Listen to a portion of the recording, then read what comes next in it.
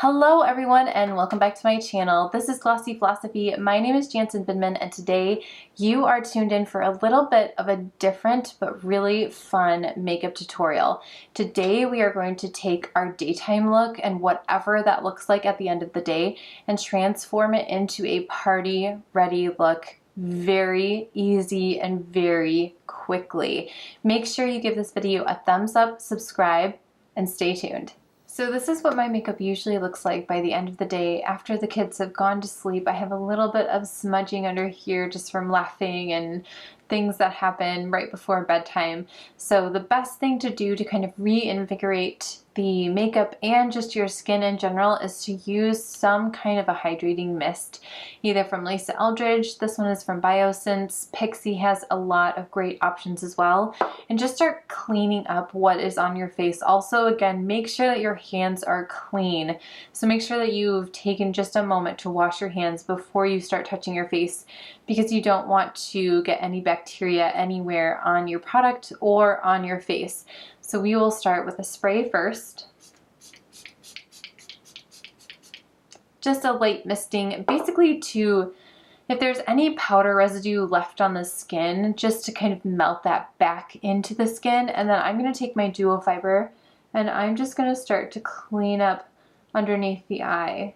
Get rid of any smudging that has happened, because we don't have time to start from scratch. So we're going to take this really nice kind of basic everyday makeup look and really amp it up for party time. So whether you're hosting or going somewhere, here are some tips and tricks for you to quickly change your makeup from day into evening. The first thing I like to do after I kind of reinvigorate my face is either go in with Corrector if I see a lot of darkness peeking through, or just go straight in with my concealer.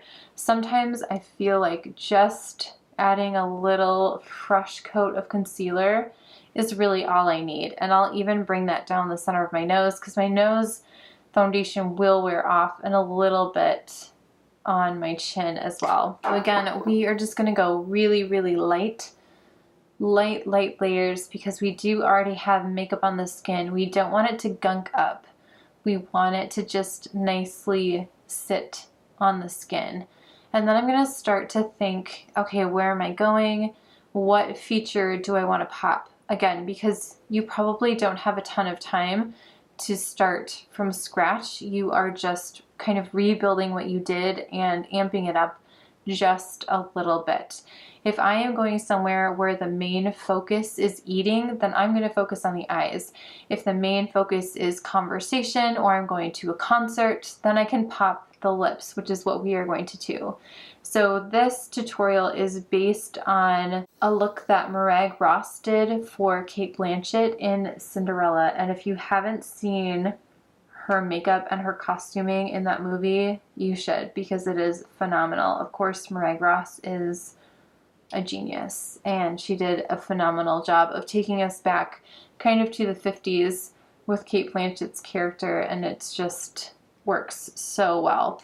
So even just doing that little bit has really freshened up the face. If I feel like my cheeks are kind of peeking through the redness, then I'll just go in with a little teeny tiny bit of foundation, and I'm just going to go straight from the brush and I'm just going to pop it in, because I'm not going to do my whole face. I'm not worried about giving a fresh coat of foundation. I'm just kind of bouncing everything around again, so that it just looks a little bit more fresh, but I don't need to start from scratch again. I'm just adding on to what I've already done from the morning. So adding just a little bit onto the forehead, and of course making sure that everything is blended out. Now, something that can happen when you are adding makeup on top of makeup is that it can sit in fine lines and wrinkles. So that is why you really want to make sure that you have re-moisturized the skin, either with an actual moisturizer. You can do that too. That will break down what you have on underneath it, or with a spray, which won't break it down. So it just depends on how much kind of cleanup you need to do. And because it is the holiday season, we are going to go for additional glow. So I'm going to grab the Elevated Highlighter. So really spending a lot of time on the complexion, because I know that the lips are going to steal the show. And you know, it's really good to have a clean and clear complexion when the lips are popping. It just balances out the look really nicely, especially when you're going for something like a red or a Bordeaux, something like that. Just clean, good, healthy looking skin, and then it won't matter that you haven't had time to repaint your nails. Okay, now we're gonna jump into the lips because that is the focus of the actual makeup look. I'm gonna start with a lip pencil. I really don't have anything left on my lips. I did have Kitten Mischief on earlier today, but by now it's worn off after dinner and all of the water I've been drinking. So I'm just gonna do the Cupid's bow. Get a good start. I'm gonna jump down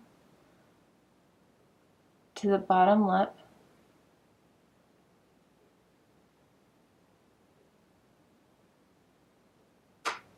And then if you feel like you need fuller lips, you are going to draw upwards. If you want to diminish your lips, you will draw downwards.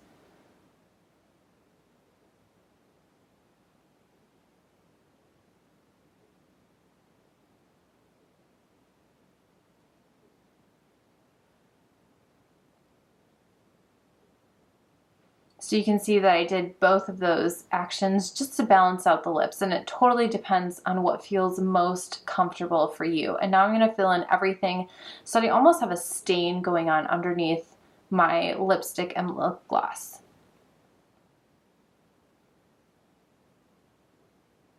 I know I've said this in the past referencing a bold lip. There's a wonderful video with Sally Hughes interviewing Mary Greenwell, who is the godmother of makeup, and she says that there's a point when you need to back off of the super saturated lips and then you can come back to them maybe 10 years later.